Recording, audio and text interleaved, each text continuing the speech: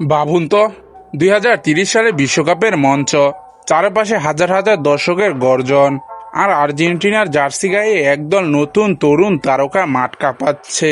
কেউ দুর্দান্ত গতির প্রতিপক্ষের রক্ষণাভাগ ঘুরিয়ে দিচ্ছে, কেউ মাঝমাঠ থেকে তৈরি করছে জাদুকরী সব সুযোগ, কেউ আবার চোখ জুড়ানো গোল করে পুরো স্টেডিয়ামকে আনন্দে ভাসিয়ে দিচ্ছে। মেসির যুগের পর এই নীল সাদা জার্সিতে আর্জেন্টিনার নতুন নায়ক কারা হতে পারেন? আজকের ভিডিওতে আমরা জানবো এমন 6জন তরুণ ফুটবলারের কথা, যাদের জাদুতে 2030 সালের বিশ্বকাপ মাতাতে পারে আর্জেন্টিনা। ভিডিও শেষ পর্যন্ত দেখলে আপনিও অবাক হবেন এই ভবিষ্যৎ সুপারস্টারদের প্রতিভা দেখে। তাই চলুন শুরু করা যাক।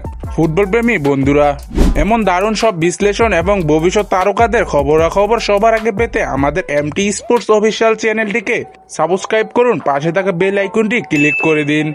আপনার একটি সাবস্ক্রাইব আমাদের নতুন ভিডিও বানাতে দারুণভাবে উৎসাহিত করবে।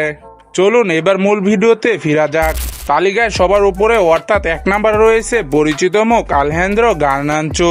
চেলসি ও ওয়েস্টার্ন ভিলার মতো ক্লাবে খেলা এই লেফট উইঙ্গার তার অসাধারণ গতি ও ড্রিবলিং এর জন্য বিখ্যাত। বাঁ দিক থেকে বল নিয়ে হঠাৎ ভিতরে ঢুকে শট নেওয়া তার চিরপরিচিত অস্ত্র। 2030 বিশ্বকাপের সময় তার বয়স হবে 26, অর্থাৎ নিজের ক্যারিয়ারের সেরা সময় থাকবে সে। ধারাবাহিকতা ধরে রাখতে পারলে গার্নাচো হবেন 2030 বিশ্বকাপে আর্জেন্টিনার সবচেয়ে বড় ম্যাচ উইনার। 2 নম্বর রয়েছে রিয়াল মাদ্রিদের রাইট উইঙ্গার ফ্রাঙ্কো মাস্তানুয়ানু। বাঁ পায়ে নিখুঁত নিয়ন্ত্রণ, দূর থেকে জোরালো শট নেওয়ার ক্ষমতা এবং আক্রমণের সৃজনশীলতা তাকে এক অনন্য পর্যায়ে নিয়ে গিয়েছে। 2030 বিশ্বকাপের সময় তার বয়স হবেন 23 বছর।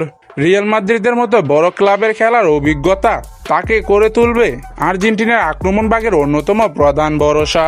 3 নম্বরে রাখা হয়েছে ইন্টার মিলানের প্রতিভাবান মিডফিল্ডার ভ্লান্টিন কার্বনিকে।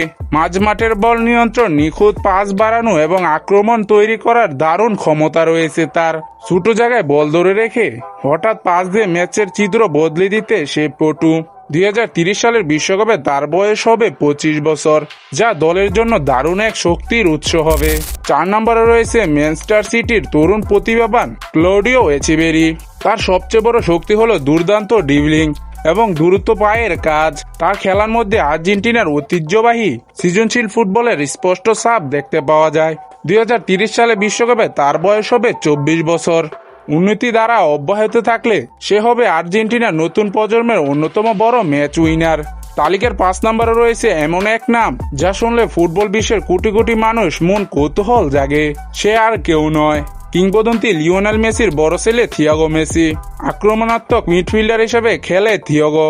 বাঁ পায়ের বল নিয়ন্ত্রণ এবং খেলার প্রতি গভীর আগ্রহ নিয়ে ইতিমধ্যে আলোচনা শুরু হয়েছে। 2030 সালে তার বয়স হবে 18 বছর।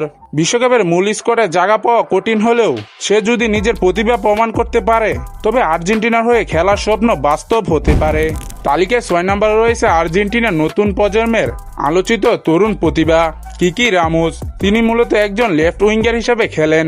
তার গতি, বল নিয়ে সামনে এগিয়ে যাওয়ার সাহস এবং 1-1 পরিস্থিতিতে প্রতিপক্ষকে পরাস্ত করার ক্ষমতা সত্যিই বিশেষ কিছু। 2030 সালে তার বয়স হবে প্রায় 21 বছর। বড় মঞ্চে নিজেকে প্রমাণ করার জন্য এটি হবে তার দারুণ সুযোগ। বন্ধুরা, এ ছিল 6 জন ফুটবলার যাদের মধ্যে গার্নাচো থেকে শুরু করে কিকি রামোস পর্যন্ত সবাই হতে পারে 2030 বিশ্বকাপের নতুন নায়ক। আজকের ভিডিওতে এই 6 জনের মধ্যে আপনার পছন্দের খেলোয়াড় কে, আর কার হাতে আপনি 2030 বিশ্বকাপের ট্রফি দেখতে চান? কমেন্ট করে আমাদের অবশ্যই জানান। ভিডিওগুলো ভালো লাগলে লাইক শেয়ার করতে ভুলবেন না। ধন্যবাদ।